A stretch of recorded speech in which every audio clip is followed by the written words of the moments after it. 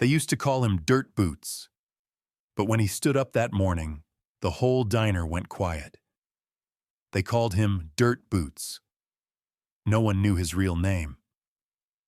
All they knew was that every morning at exactly 7:05, a rusty old Ford pickup truck would roll into the parking lot of Della's diner, rattling the windows just enough to make the coffee cups near the front shake. Eli stepped out slowly, pulling his weathered brown cap lower his mud-stained boots, leaving clear imprints on the tiled floor. No one greeted him, not out of hate, but because they were simply too used to his presence. Like the hum of an old air conditioner or the flickering light in the restroom there, out of place, unnoticed. "There he comes again," Tanner muttered behind the counter, emphasizing each word like he'd caught a whiff of something foul. Amazon's prehistoric grandpa. He snorted, nudging the leg of the young waitress prepping the pastry tray. Sophie didn't answer, only bit her lip, and kept arranging the orange juice glasses. Eli always chose the last table by the window, where sunlight only lit half the surface. He never ordered anything but a plain black coffee, no sugar, no cream. And he never complained. Not even when the cup came lukewarm or when Tanner tossed the check like it was trash. He'd simply nod, thin hand resting on the table, waiting. No phone, no newspaper. Just sitting as if he were listening to time pass. That stillness unsettled some people. "What's he even doing sitting there all day?" Rick, the diner manager, once grumbled while checking the security footage. "Takes up space for 2 hours with a $1.50 coffee. Probably some kind of freeloader." But strangely, Eli never seemed to notice, or if he did, he never reacted. Sophie often stole glances at him from behind the counter. She couldn't explain why his eyes looked so sorrowful, a beautiful kind of sorrow, like they'd seen far more than anyone ever should. Once she caught Eli staring at the family photo framed on the diner's wall, the one where Rick posed proudly with the mayor on opening day. The look in Eli's eyes wasn't envy. It was longing. One morning, Tanner deliberately mopped the floor just as Eli walked in, leaving a slick patch under his boots. When Eli slipped slightly, Tanner burst out laughing loud enough to turn 3 heads nearby. Eli said nothing. He simply straightened up, brushed the dust from his coat, and kept walking as if nothing had happened. But Sophie noticed. She saw the way his hand briefly clenched before letting go. She saw an expression, not angry, not sad, but the silence of a storm waiting for its moment. And that afternoon, while tidying up the storage room, Sophie found something behind a torn curtain, a scrap of paper fallen from an old calendar. On it, written in smudged blue ink, were the words, "E.R. Sanders, don't move the barn without his say." She frowned. Sanders. The next morning, she asked old Ella, the elderly regular who always sat at the front table. Miss Ella was there. "Ever someone named Sanders living around here?" Ella looked at her for a moment, then gently pointed toward Eli. "That's Sanders, honey. Elias Raymond Sanders. Used to be the richest engineer in this region. Had a whole lumber mill by the lake. But when his wife died, he shut everything down, left the market, and came here to live like a shadow. Folks call him the ghost of the junction. But I call him the last man in this town who still knows how to live with decency." Sophie froze.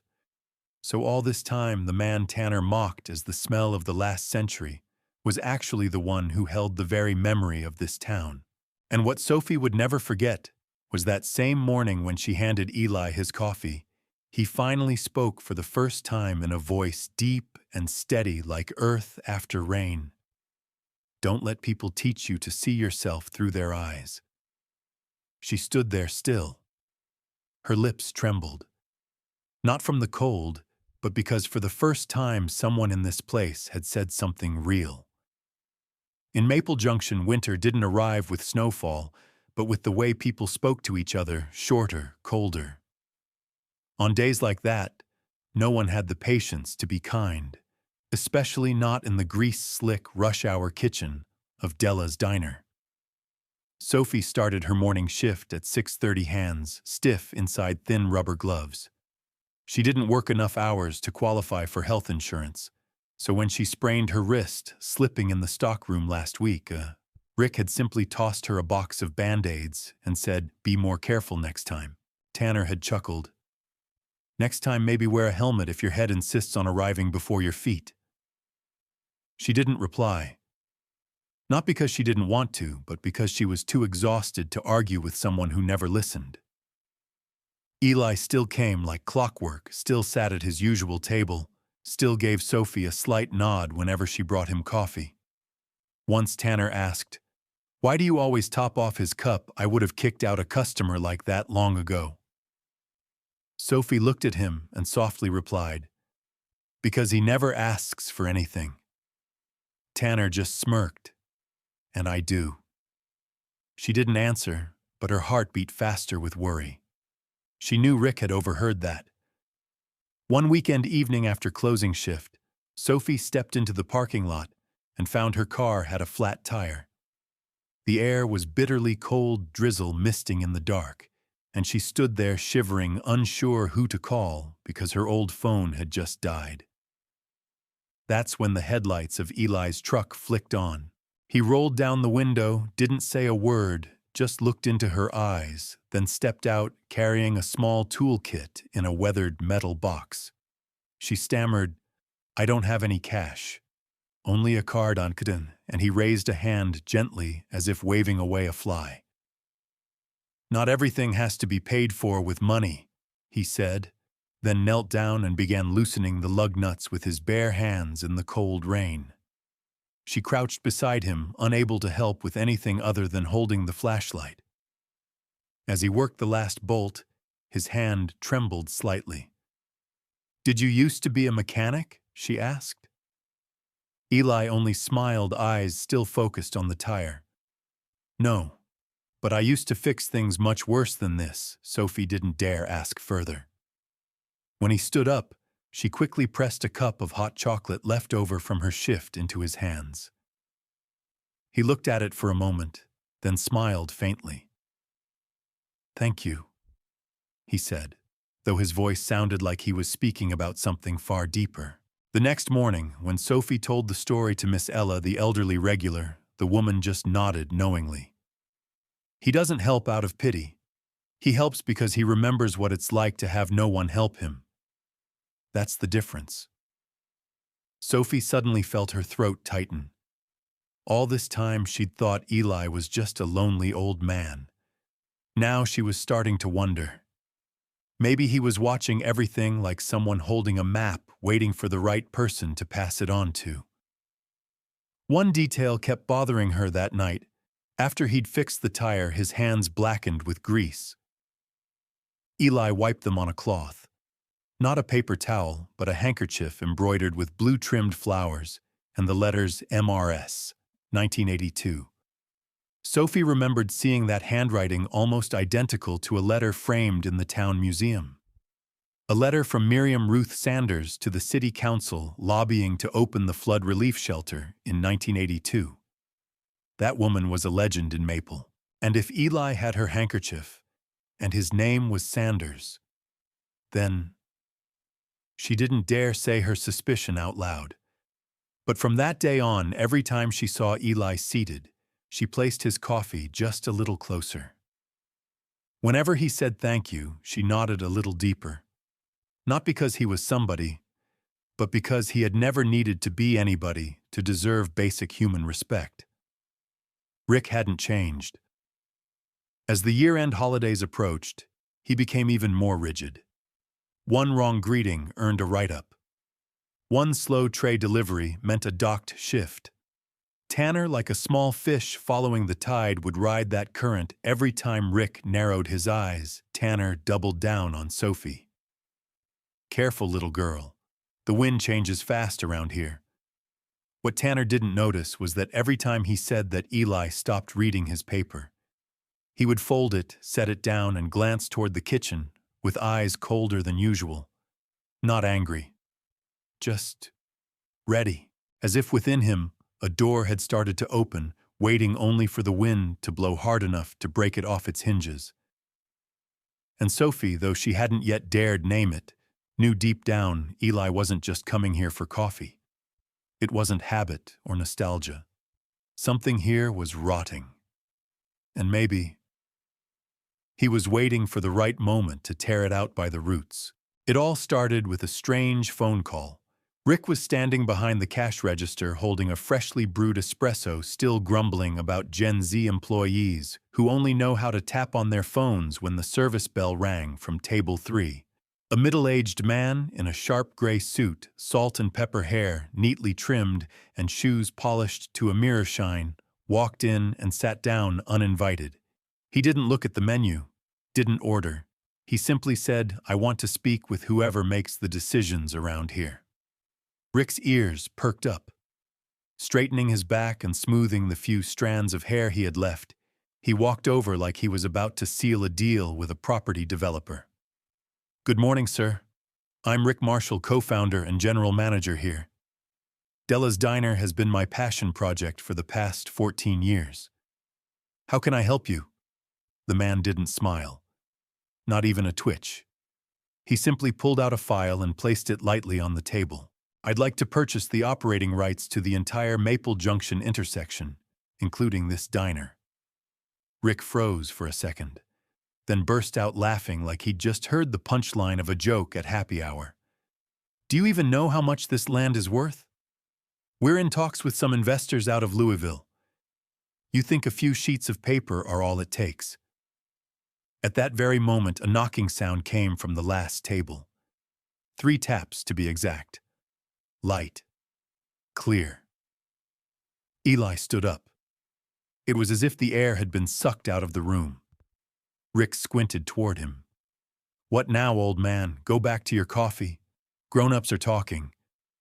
But Eli didn't go back. He walked slowly to the space between the 2 men, sunlight from the window outlining the brim of his hat, casting him between warmth and morning frost. No one in the diner had ever seen him stand that straight before. No slouching, no retreating, only his eyes bright and deep like an old well. Eli set a document pouch on the table and looked at Rick. "You don't need to negotiate with anyone. The entire strip of land from the bus stop to the cornfield is owned by me, and the operating lease for Della's Diner." He pulled out an old contract yellowed with age, but the signature still bold, was a term lease that expired in March. "I just didn't reclaim it, because I wanted to see what it would become." Tanner dropped his spoon. Rick's mouth fell open, his eyes darting like someone just slapped him with an ice-cold hand. "What? What the hell are you talking about? Who even are you?" Eli calmly removed his hat. His white hair was neatly combed back. From his pocket, he took out an old tarnished bronze badge that read, "Elias R. Sanders, Maple Junction Land Cooperative Founder." Miss Ella at the front table dropped her spoon into her condensed milk. "Oh, my lord." Rick stammered. No way. Sanders. Like in Sanders Mill, exactly," Eli nodded. "The lumberyard, the seed farm, and the vacant lot where you dump trash to build your little BBQ patio." The diner fell completely silent. Rick stood frozen. Tanner turned around, pretending to mop the floor, his hands shaking so much he nearly spilled the water bucket. Eli turned to Sophie, who stood stunned behind the counter. He looked at her for a long moment, then spoke loudly enough for the whole diner to hear. "She's the only one in this place who never made me feel invisible." Then he faced Rick again, voice still calm but steel hard. "I'm not a regular customer. I'm the man who built this place from scratch with my hands, my mind, and my belief in people. And you've turned it into a cage filled with smoke and fear." Rick began shouting, "You can't do this. I have rights. I have paperwork."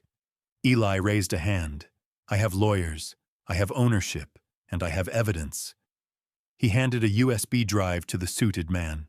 "Surveillance footage, internal complaints, a shift change list without reason, and resignation letters from 4 staff who were forced to work overtime without pay. All with your name and his, he pointed at Tanner, along with forged signatures. Rick collapsed into a chair, his bravado drained like air from a punctured tire.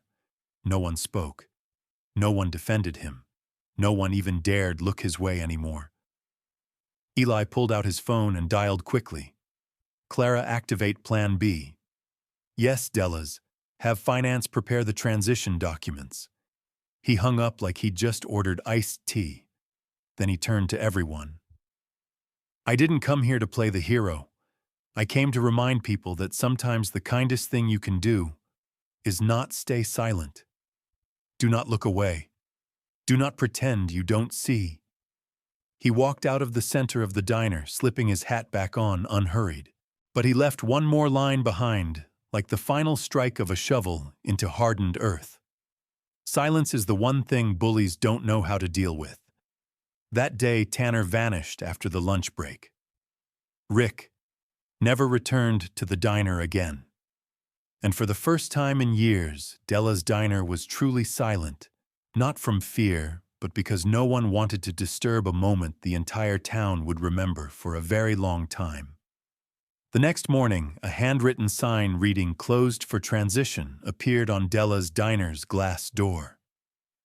The ink was a faint blue, slanted slightly, like the pale light of early winter. There was no big announcement, no press release, no live stream. Just a quiet group entering through the back door, Sophie Marcus, the head chef. Miss Ella retired, but still showing up to help, and an unexpected face, Jesse Harper, the war veteran who had been fired by Rick for asking for time off to take his wife to chemotherapy. Everyone thought Jesse had left town, but Eli had called him the moment he reclaimed control, not because Jesse was the best, but because Eli remembered he was the last person to greet him with both hands and a direct gaze. Sophie was handed the keys that day. Eli gave them without a single training lecture. He only said, "Don't turn this place into a cage everyone wants to escape. Make it a nest people want to come home to." Sophie didn't know what being a manager meant. She'd never led anyone but herself. But she did have one thing: memories of what it felt like to be dismissed every day. And somehow that pain was the very thing that taught her how to treat others. The first thing she did wasn't to reset the punch clock or update the shift logs. It was to take down the old rule board. The one Rick had hung near the bathroom that read, "Customer is always right.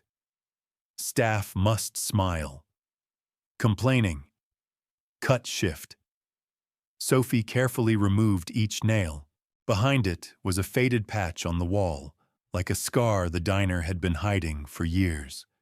A week later, instead of sticking to the mayonnaise and deli meat-heavy menu, Marcus proposed bringing back a farm-to-table model, using fresh produce from small farms around Maple Junction. Surprisingly, it was Eli who negotiated with every farmer. He didn't show up much at the diner, but those who needed him knew exactly where to find him, behind the old lumber mill in the chicken coop, mixing compost by hand and inspecting rows of vegetables like he was still tending the diner itself. Rick's departure wasn't breaking news, but the aftershocks of what he left behind lingered. Every day, Sophie uncovered a new bruise: a staff member who had been reassigned without consent, a receipt missing tip amounts on purpose, a note found in a female staffer's locker: "Smile more. At least your face is decent." Sophie didn't scream. She didn't call emergency meetings. Each time she found a wound, she simply treated it, covered it, erased it, and then quietly replaced it with something better. One day in the old locker, she slipped in a note: "If today feels heavy, remember someone saw you trying and believes you deserve more than this." These words weren't signed, but staff began pinning them up on the corkboard behind the counter like lifelines reconnecting the trust that had once been trampled. And Tanner, last anyone saw of him, he was at the bus stop carrying an old backpack and Rick's old shift notebook. Rumor had it he applied at a bar downtown, but was turned down for being involved in Della's HR scandal. Some said he called Sophie to apologize, but she never confirmed it. Just once, when a delivery guy dropped off the wrong bag of bread, she smiled and said, "It's all right. Everyone gets on the wrong bus sometimes." As for Rick, he moved to Louisville and opened a hot dog stand next to a gas station. No one hated him, but no one missed him either. Perhaps the cruelest thing for a man obsessed with control is to be forgotten. And Della's Diner. It got a new name, not on the signboard but in people's mouths. No one called it Rick's Place anymore. They just said, "Let's meet at Sophie's." An elderly man in a wheelchair, once denied service by Rick for blocking the aisle, now had his own spot by the window, complete with a cushion tilted just right for his back. A boy who came to school early and ate pancakes alone got free milk every Friday. And every morning before opening, Marcus played the old jazz tracks Eli used to love, as if to whisper, "We're still breathing by your rhythm." Eli never commented on any of it. He simply continued living as he always had, quietly, diligently. The only difference was that he no longer sat alone. Sometimes it was Sophie sitting with him, sometimes Marcus brought him a toasted egg sandwich he made himself. Once, while Eli was tightening a garden hose out back, a little girl approached and asked, "Are you the owner?" He smiled but didn't answer. Instead, he asked, "Do you like this place?" She nodded and said, "It makes me feel like I don't have to try so hard to be noticed." Eli just nodded. That's enough. 3 months later, when the maple leaves turned amber and the air began to carry the scent of cold, Eli vanished from the diner without a word. No message. No note. Only his old leather hat was left hanging on the coat hook near the kitchen, and the pair of fabric gloves he used for mixing soil in the backyard garden. Sophie discovered it on a Saturday morning while making coffee, and noticed his cup was left untouched. She didn't panic, but there was a strange sensation like the morning heartbeat of the place had skipped. Everything kept running, customers still ordered jazz, still played, but the diner somehow breathed lighter, sadder, as if it missed something it never got to say. Sophie didn't mention the feeling to anyone until Miss Ella found a small note tucked inside the spice drawer. The handwriting was neat, slanted, slightly left still, that familiar blue ink. "If I disappear, don't worry. The soil needs silence to let the seeds sprout. But if this place stays warm, I'll return next season. And if I don't, that's all right. What needed planting has already been planted. No signature, but no one needed one." Since that day, each person in the diner kept a piece of Eli, not through words, but through small acts. Marcus folded tablecloths the same way Eli used to fold his towel. Sophie began jotting down warm things customers said into a small notebook near the espresso machine. She called it the harvest log, because as Eli once said, the true harvest doesn't come from crops. It comes from people. One Sunday morning, a group of college students drove in from Lexington. They said they'd seen the place on TikTok, the diner run by a farmer. Sophie laughed, shaking her head. "Not exactly. He just reminded us why we started." One of the students asked, "So where is that man now?" Sophie paused, glancing out the window where sunlight spilled across the long wooden table. Probably somewhere, planting something else. She wasn't sure, but saying it out loud somehow made her feel at peace. On Sophie's birthday, the team surprised her with a homemade chocolate cake, a few tiny candles, and a photo printed from Jesse's old phone. It showed Eli smiling, holding a coffee cup sitting beside a bed of leafy greens. Behind him, a wooden board painted in white letters read, "Feed people, not profits." Beneath the framed photo, Marcus carved one more line. "He didn't teach us how to run a diner. He reminded us how to be human in one." Sophie didn't cry, but she touched the edge of the frame slowly, then said, "Let's hang it next to the tea station. The light's nice there." From then on, whenever a new staff member was hired, Sophie didn't give them a rule book. She didn't issue uniforms. She simply handed them a blank notebook and said, "Write down one sentence you wish someone had said to you when you felt small." To date, there were 16 notebooks filled with words like, "You don't need to be perfect to deserve being heard. We don't hire the best. We keep the most sincere. You're allowed to slow down. Just don't disappear." Every weekend, Jessie would read one aloud before opening the doors like a quiet ritual everyone secretly waited for. And Eli, one spring morning, when the apple tree behind the diner began to bloom, a small package arrived. No return address. Inside was an old journal, its spine cracked, wrapped in worn brown cloth. On the first page, in that familiar handwriting, it read, "If anyone ever asked me what mattered most in life, I think it's the ability to return to a place where people still recognize you not for what you accomplished, but for how kindly you once treated them." No one spoke. Marcus placed the journal into the wooden box beside Eli's photo. Sophie opened the window to let the breeze in, allowing the silence to settle. Miss Ella exhaled softly and said, "I don't think he ever truly left." And in that space where no one had to pretend, no one had to fear, where kindness wasn't a policy, but a survival instinct they all knew, the seeds he planted had sprouted. Not in soil, but in hearts. Have you ever worked in a place that made you feel invisible? If so, leave a simple in the comments. And if you believe kindness should be the default, not the exception, hit follow. We're telling stories someone out there needs to hear, so they don't feel alone, because there are still places like Della's, still people like Eli, and maybe you're one of them. If you believe kindness still belongs in this world, and that everyone deserves to be seen and heard, subscribe to Toch Story. Because here we tell stories that may be quiet, but powerful enough to move even the most silent souls.